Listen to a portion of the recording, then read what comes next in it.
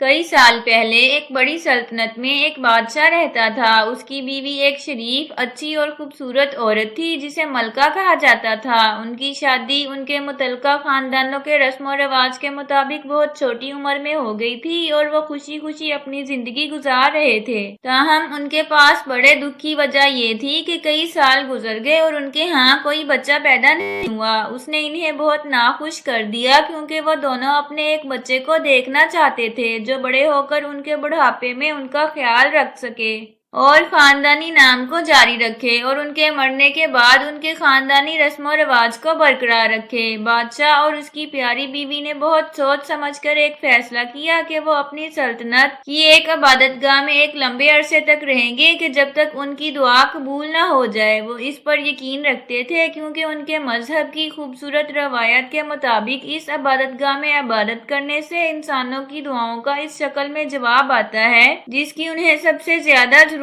ہوتی ہے۔ ان کا کہنا تھا کہ ان تمام سالوں کی عبادت کے بعد ان کی اولاد ہو جائے گی۔ ان کے پاس وہ سب کچھ تھا جو زندگی انہیں دے سکتی تھی سوائے بچوں کے۔ چنانچہ بادشاہ اور اس کی ملکہ عبادت گاہ میں ایک طویل عرصے تک رہے اور صبح شام عبادت میں مصروف رہتے۔ آخرکار ان کی دعا قبول ہو گئی۔ ملکہ کے ہاں ایک بیٹی پیدا ہوئی اور اس کے دل کی خواہش پوری ہو گئی اور سب اسے چھوٹی شہزادی کے نام سے جاننے لگے۔ بادشاہ نے بھی چھوٹی شہزادی کو گود میں اٹھایا تو اس کی خوشی کی انتہا نہ تھی۔ دونوں نے اس کی پرورش بڑی احتیاط اور نرمی سے کی اور شہزادی دن بدن طاقتور اور خوبصورت ہو گئی۔ جب چھوٹی شہزادی 5 سال کی ہوئی تو ملکہ خطرناک حد تک بیمار پڑ گئی اور تمام ڈاکٹرز اور ان کی دعائیں اسے نہ بچا سکیں۔ آخری سانس لینے سے تھوڑا پہلے اس نے چھوٹی شہزادی کو اپنے پاس بلایا اور آہستہ سے اسے کہنے لگی، کیا تم جانتی ہو کہ تمہاری ماں مزید زندہ نہیں رہ سکتی؟ اگر میں مر بھی جاؤں تو تم ایک اچھی شہزادی بنو گی اور محل میں کسی کو بھی پریشان نہیں کرو گی۔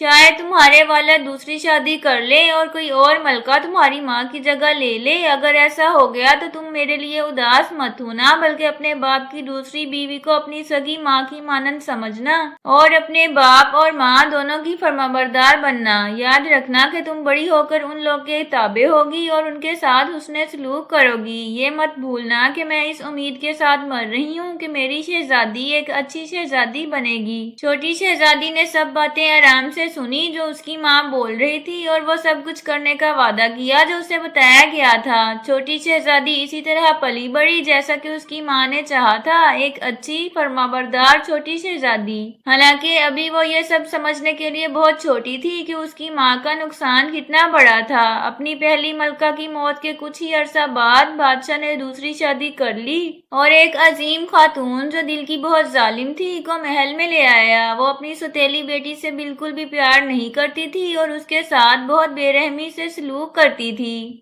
اور اس کو ہر وقت یہی کہتی رہتی تھی کہ تم میری بیٹی نہیں ہو، تم میری بیٹی نہیں ہو۔ لیکن چھوٹی شہزادی نے صبر سے ہر طرح کی بے رحمی کو برداشت کیا اور یہاں تک کہ اپنی سوتیلی ماں کی ہر بات مانتی تھی اور اسے کبھی کوئی پریشانی نہیں دی، بالکل ویسے ہی جس طرح اس کی اپنی اچھی ماں نے تربیت کی تھی۔ چھوٹی شہزادی بہت محنتی تھی اور اس کی پسندیدہ تعلیم موسیقی اور شاعری تھی۔ وہ ہر روز کئی گھنٹے مشق کرنے میں گزارتی تھی اور بادشاہ نے اسے پڑھانے کے لیے بہت عظیم استاد رکھے ہوئے تھے جو خط اور نظم لکھنے کا فن سکھاتے تھے۔ جب وہ 12 سال کی ہوئی تو وہ اتنی اچھی موسیقی سیکھ گئی کہ اسے اور اس کی سوتیلی ماں کو شہنشاہ کے سامنے پرفارم کرنے کے لیے محل میں بلایا گیا۔ یہ چیری پھولوں کا تہوار تھا اور دربار میں زبردست تہوار ہوتے تھے۔ شہنشاہ نے خود کو سیزن کے لطف میں جھونک دیا اور حکم دیا کہ چھوٹی شہزادی اس کے سامنے پرفارم کرے اور اس کی ماں بھی شہزادی کے ساتھ آئے۔ شہنشاہ اپنے تخت پر بیٹھا تھا جس کے سامنے باریک کٹے ہوئے بانس اور جامنی رنگ کے ٹیسل کا پردہ لٹکا دیا گیا تھا تاکہ شہنشاہ سب کچھ دیکھ سکے لیکن کوئی اسے نہ دیکھ سکے کیونکہ کسی عام رعایا کو اس کا چہرہ دیکھنے کی اجازت نہیں تھی۔ شہزادی اگرچہ بہت چھوٹی تھی لیکن ایک ہنرمند موسیقار تھی اور اکثر اپنے اساتذہ کو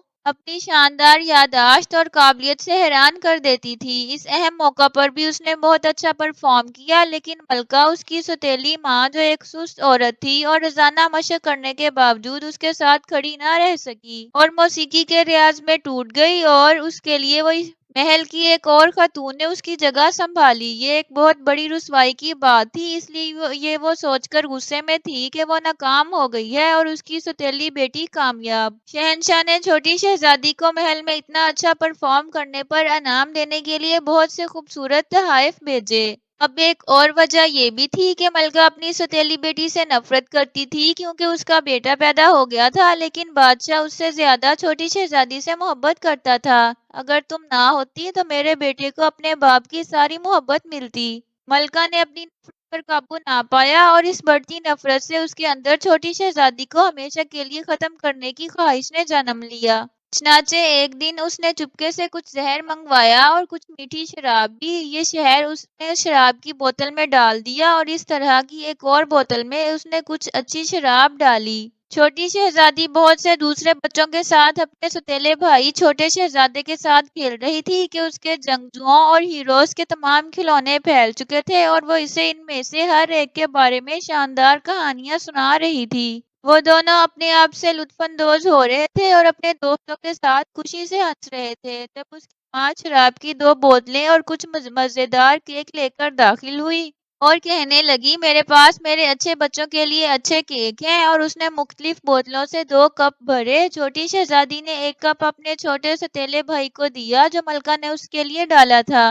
ملکہ نے زہر آلود بوتل کو احتیاط سے نشان زد کیا تھا، لیکن کمرے میں آ کر وہ گھبرا گئی تھی اور جلدی سے شراب ڈالتے وقت لاشعوری طور پر زہر آلود کپ اس نے اپنے بچے کو دے دیا۔ اس دوران وہ چھوٹی شہزادی کو بے چینی سے دیکھ رہی تھی، لیکن حیرت کی بات یہ تھی کہ چھوٹی شہزادی کے چہرے میں کوئی تبدیلی نہیں آئی۔ اچانک چھوٹا شہزادہ چیخا اور فرش پر گر گیا۔ ملکہ بھاگ کر اس کے پاس گئی۔ جلدی سے ڈاکٹر کو بلایا گیا، لیکن چھوٹے شہزادے کو کوئی بھی نہیں بچا سکا۔ وہ ملکہ کی گود میں 1 گھنٹے کے اندر اندر مر گیا۔ قدیم زمانے میں ڈاکٹروں کو زیادہ علم نہیں تھا اور انہوں نے کہا کہ شراب چھوٹے شہزادے کو ہضم نہیں ہوئی، جس کی وجہ سے وہ مر گیا۔ اس طرح ظالم ملکہ کو اپنے ہی بچے کو کھونے کی سزا ملی اور وہ اپنے ہی کھودے ہوئے گڑھے میں گر گئی۔